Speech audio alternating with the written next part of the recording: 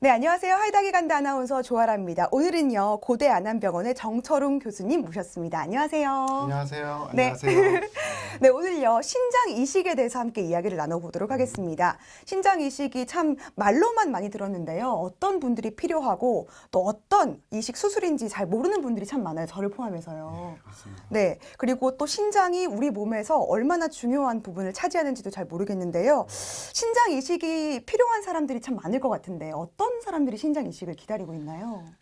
이제 우리 몸에 여러 가지 장기가 있잖아요. 각 장기들이 맡은 기능들이 있습니다. 그 중에서 이제 신장은 우리가 흔히 쉽게 얘기하면 노폐물을 걸러준다. 그렇게 청소해주는 역할을 하잖아요. 네. 그건 일반적으로 아시는 건데 이제 그 노폐물을 걸러주는 기능을 하는 신장이 기능을 못하게 됐을 때 그때 이제 우리가 신장 이식을 하게 되는 건데 그 기능을 이제 평가하는 기준들이 있습니다. 이제 우리가 사구체 여가율이라 그래가지고 얼마나 이게 여가를 시켜줄 수 있는가 그 능력을 보는 검사인데요. 그 검사를 해서 그게 이제 5단계로 나누는데 5단계 이하로 떨어지는 사람들은 이제 신장 이식이 필요하게 되고 그 신장 이식을 통해서 신장의 기능을 다시 새롭게 하게 되죠. 네. 이렇게 말로만 들으면 신장 이식이 참 간단할 것 같은데 사실 참 어려운 수술이죠. 네, 네. 신장 이식에 저명한 교수님이시죠? 그래서 이 자리에 불렀던 걸로 알고 있습니다. 맞습니다.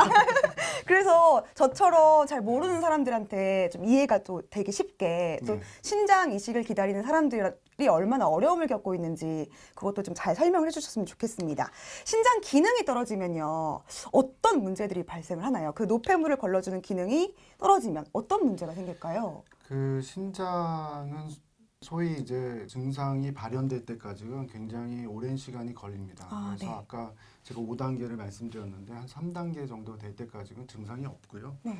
이제 3단계부터 이제 환자들이 이제 호소하는 증상들은 피곤하다, 입맛이 없다, 그다음에 피부가 푸석푸석해진다, 어떤 분들은 또 냄새가 난다. 그런 우리가 소위 요독증이라고 얘기를 하는데 네. 그런 요독증들이 생기기 시작합니다.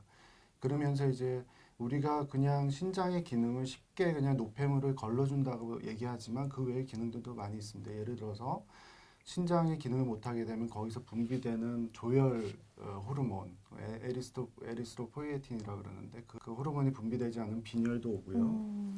그다음에 골다공증을 유발할 수 있습니다. 왜냐하면 우리가 비타민 D의 활성 물질인 칼시트리올이라는 물질이 분비되면서 우리 몸에 칼슘을 더 흡수하게 해서 골다공증을 예방해 주는데 그런 물질도 나오지 않으니까 이제 골다공증도 생기게 되고요.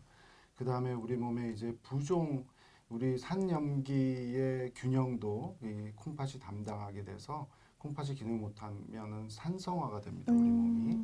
그리고 또 우리 소변을 잘 못 만들게 되니까 몸도 붓고 몸이 계속 붓다 보면은 이제 배출을 못하니까. 그러니까 네. 숨도 차게 되고 그런 증상들이 이제 발현하게 되죠. 그러면 많은 것들이 참 어려워지는데 삶의 질이 뚝뚝 떨어질 것 같은데요. 이런 것들을 신장 기능을 객관적으로 좀 수치로 평가를 할 수 있는 게 그 5단계 검사인가요? 그거에 앞서서 저희가 이제 보통 이제 건강보험공단에서 2년에 한 번씩 검사를 하게 하잖아요. 네.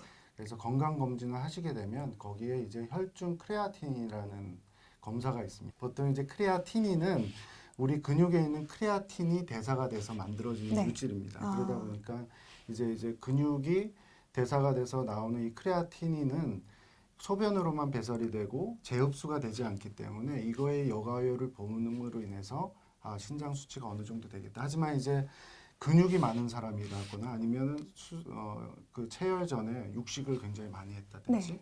그러면은 이제 크레아틴이 많이 나오기 때문에 크레아틴이 높게 나올 수 있어요. 네. 그래서 크레아틴인 경우는 남성의 그 정상 수치가 여성보다 높습니다. 그래서 이제 스크리닝 검사로 사용하게 되어 있고요. 그 다음에 소변 검사 다 하시잖아요. 보통 네. 검진할 때 소변에서 단백뇨가 나오는지 아니면 혈뇨가 나오는지 그런 검사를 하게 되죠. 그럼 그리고 복합적으로 많은 검사를 통해서 보게 되네요. 신장의 네. 건강 상태를. 그럼요. 이제 기본적으로는 그런 스크리닝 검사를 하고 이게 정말 일시적인 건지 아까 막 육식을 많이 하고 와서 일시적인 건지 아니면은 만성적으로 가는 건지는 신장 초음파를 해봐도 신장이 이제 만성화되면 작아지거든요. 그래서 얼마나 작아졌는지도 보고 아까 사구체 여가율인 경우에는 24시간 소변을 받아야 돼서 그 24시간 소변을 받아서 사구체 여가율이 얼마나 떨어져 있는지 그런 검사를 하게 됩니다. 신장의 건강 상태를 보는 것 자체가 참 어려운 것 같아요. 그 24시간 동안 소변을 받아야 된다는 게. 이제 아까 말씀드린 이제 크레아틴인을 가지고 네. 대충 검사를 할 수도 있지만 정확하게 하기 위해서는 이 24시간 동안 네. 소변을 받아서 봐야 되네요. 네, 이렇게 신장 이식이 필요한 사람들이 참 많습니다. 신장이 참 우리 몸에 참 중요한 역할을 하는 것 같은데요. 이번 시간에는 신장 이식에 대해서 한번 알아봤고요. 다음 시간에는요, 신장이 불편하고 어려운 사람들이 투석을 또 시작을 하잖아요. 네. 투석이 또 얼마나 어렵고 고된 일인지 한번 들어보도록 하겠습니다. 이번 시간 고대 안암병원의 정철훈 교수님과 첫 번째 시간 나눴습니다. 고맙습니다.